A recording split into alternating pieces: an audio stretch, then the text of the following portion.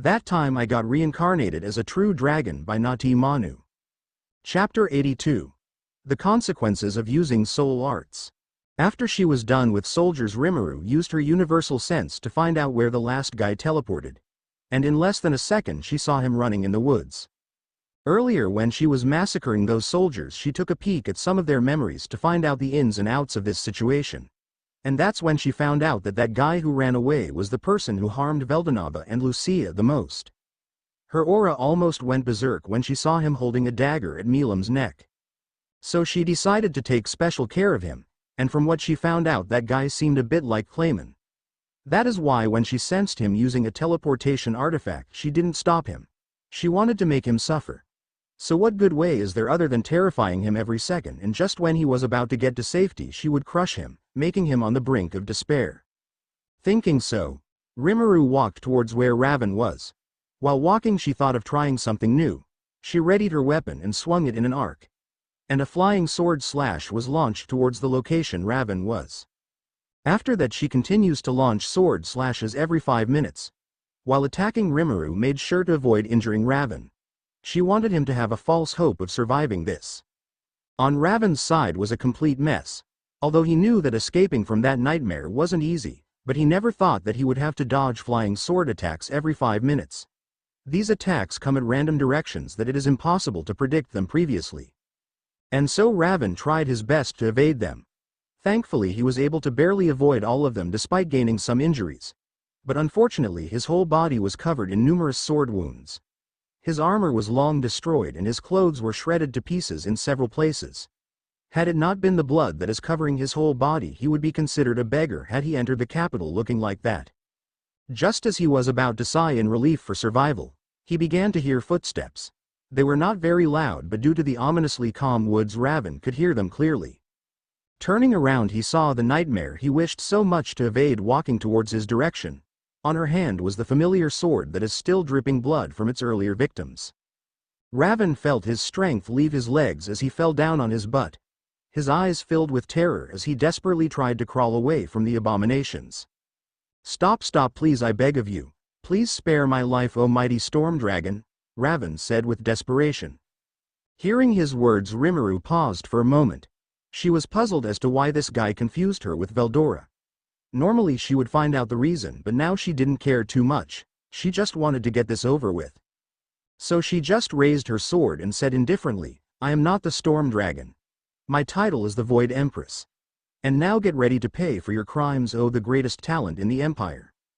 With a swift movement she decapitated his head from his body. And while swinging her sword, Rimuru used thought acceleration on him while also applying a bit of turn null energy to destroy his body in the most painful way. Raven couldn't even scream as the pain overloaded his mind. The only reason he didn't faint from the pain is because his body was covered in turn null energy and it kept destroying it. And in less than 3 seconds Raven was gone from this world. Rimuru heaved a huge sigh as she completed her hunt. Although her mind at that time was filled with revenge, she still felt bad for what she did to them. But even if she felt bad for them, she wouldn't bring them back to life. Leaving another sigh, she turned back and started walking back towards where her brother and his family are currently being healed. The only reason she went away to take Gear revenge is because Seal is there. If it was something even Seal couldn't heal, then not even she could do it. Arriving at the place, she saw that a crowd had gathered there. Veldora, Velgrand, Velzard and even Ivarage were there. They too must have felt the connection they had with Veldanaba almost break. And apart from them, the people who were with her in the restaurant are also here. They must have come when she was in on her massacre. Velgrand and Velzard, seeing her presence, ran towards her and hugged her while crying. Especially Velgrand, she was nearest to them, but she was still late. Had Rimuru been more late, they wouldn't even be able to see their brother again. After comforting her sisters, Rimuru went inside the small barrier. Inside, Seal was there with a serious expression. She was continuously supplying energy to both Lucia and Veldanaba, who are unconscious. Rimuru frowned at this. Seal shouldn't take this much healing them. Getting a bad feeling, she rushed and examined them herself. And the results made her face ugly. Their souls were barely there. Especially Veldanaba's soul. They have been so weakened that had it not for Ciel's continuous healing, they would die immediately. Rimuru clicked her tongue as she realized what they had done. They must have overused the soul techniques without any restraint. Since soul arts utilize the soul, you must have precise control over your soul, or else you would overuse the soul and weaken it in the process. You damn couple! How reckless can you two get? Rimuru shouted in anger. She then turned to Seal and asked, Seal, do you have any solutions for this?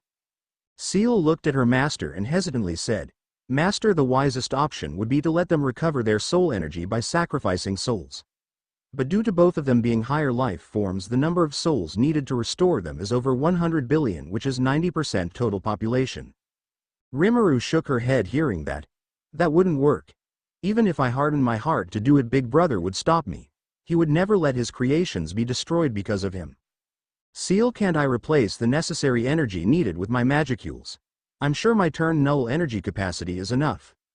Seal shook her head. Negative master turn null would only do harm towards Veldanava and Lucia at this point. The only solution I recommend is letting them rest in the imaginary space where they will gradually heal themselves. But for how long will they even have to wait?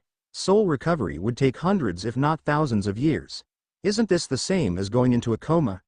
Rimuru said, clearly distressed. Forgive me, master. I'm unable to give a way better solution for you, Seal said regretfully. She hated when she couldn't fulfill her master's wishes.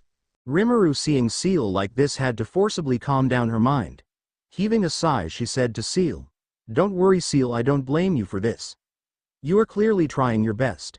Hey, look on the bright side, at least we know we can keep them alive. Seal just nodded her words. Although Rimuru's comforting words managed to lift her mood a bit, she still felt herself being useless. She didn't want to be useless again, so used her analytical powers to the max to find a better solution. Rimuru noticed Ciel's movements. Although she was puzzled as to why Ciel wanted to run another round of analysis, she didn't stop her. A part of her even cheered for Ciel to find another solution. After a few minutes, Ciel said, Master, although I am unable to completely heal them, I found a way to temporarily let them regain consciousness. Hearing this, Rimuru was instantly happy. Although this may not be much, talking to her brother one last time is good results she is willing to take. And so Rimuru agreed to what Ciel wanted to do. Ciel nodded and took 1,000,000 souls from the imaginary space. She then began to dissolve them into soul energy. Then she began to pour this soul energy towards Lucia's and Veldanava's weakened souls to stimulate and heal them. This process had to be done very carefully, as Ciel had to match the exact soul energy's quality to that of Veldanava's and Luca's souls. Otherwise more problems would arise which might even kill them both. Finally, after a tiring half an hour, the operation was over. Despite the 1,000,000 souls that were used in the process, Ciel only managed to heal at least 12% of Lucia's soul and 453% of Veldanava's soul. And that much result is after Ciel's excellent control over soul energy with no losses. From this one can imagine how serious it is to heal a soul. But Rimuru and Ciel didn't care about the percentage. They just watched eagerly as Veldanava and Lucia made signs of waking up. Chapter 83. The Consequences of a Weakened Soul. The first to wake up was Veldanava. When he opened his eyes, he saw the two Rimurus in front of his face. One of them had an indifferent look while the other had a tearful but enraged look. And seeing the second one's look, Veldanava knew he might be in for a beating. And he got just that. Rimuru grabbed his collar and hit him right in the stomach with a punch with her physical strength. Veldanava felt his insides almost burst from his mouth. He crawled on the floor and writhed in pain. That is for doing stuff this reckless, you fool. Do you even understand what could happen if you have overused your soul? Your chances of reincarnation would drop to 1%. Rimuru screamed as she glared at Veldanava. Haha, sorry about that. I just wanted to protect my family, so I didn't think of the consequences. Veldanava said with an awkward laugh. He didn't regret his actions. His only regret is hurting his family to worry about him like this. So what is my situation? Veldanava asked after Rimuru calmed down a little. You will only have 2 hours to stay conscious. After that you will fall into a coma till all of your souls recover. How long the process would take is something even I don't know. Rimuru said as she watched his expression change. Sigh, so that means I won't be able to watch my daughter grow up, huh? Veldanava said with a resigned voice. For a parent to not watch his child grow up is the worst punishment one could ask for. Sadly, yes, big brother. Since Lucia will wake up in a few minutes, I will leave you guys alone for you to be with Milam. I have transferred some of my magicules to you so you could use some of your skills for a short time, Rimuru said as she walked away. She knew they needed some time to cope with the situation. When she came out of the barrier she saw the crowd had gathered there. Rudra, Guy, Velgrund, Velzard, the primordial demons and angels, everyone who is related to Veldanaba is here. They all had worried expressions. The only reason they didn't rush in was because of the small barrier Seal had placed. Without knowing the details first they didn't dare to rush in. Rimuru looked at them and said sadly, their lives aren't in any danger, but both Lucia and Veldanaba had overused their souls. So for at least after 2 hours they would fall into a coma. They would need at least 1,000 years to recover enough soul energy and heal themselves. Everyone sighed in relief after hearing their lives are not in danger, but their eyes widened when they heard about them going into a coma. Although everyone here has a very high lifespan, but even to them going into a forced coma for 1,000 years is a very bad thing. Is there really no other way, Rimuru?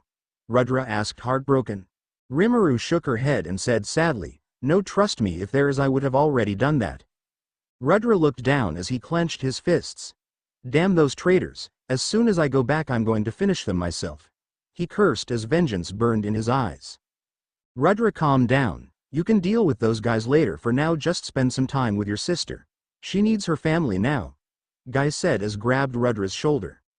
He is right, Rudra, you can deal with them later, for now go spend some time with Lucia. Rimuru also agreed on this. While revenge is necessary, it isn't as important as calming down Lucia. As a mother, how could she go into a coma while her daughter is still a newborn?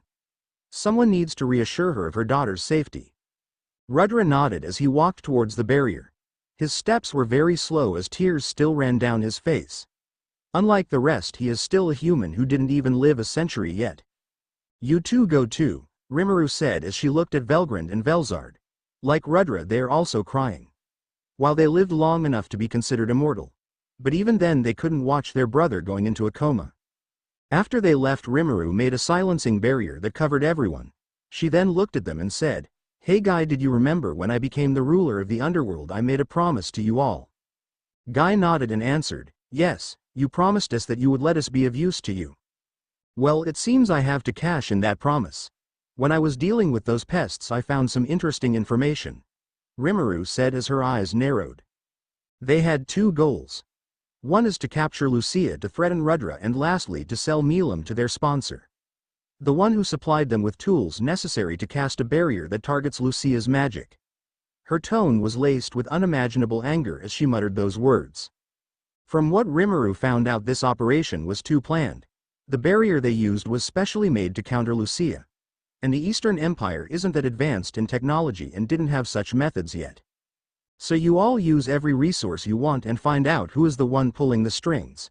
And for this mission I will temporarily allow any demon to leave the underworld without any physical bodies. Do you have any questions? Rimuru said as she looked at the 8 primordial demons. The demons knelt and bowed as they said, "No, your wishes are our command, Queen," and saying so they all disappeared. This is the first time Rimuru had issued such an order to the whole demon realm, and so none of them wanted to fail this mission. After the demons left, she turned to the angels. Especially Dino, who was clenching his fists in anger and self-deprecation. He was supposed to guard Veldanaba, but he failed his duties. For the angels I will give you a choice. Those who want to stay with Veldanaba can go and see him. And for those who want revenge, find out where the rebels are hiding. Rimuru said as she looked at them. Unlike the demons, she couldn't really order them since they are Veldanaba's subordinates.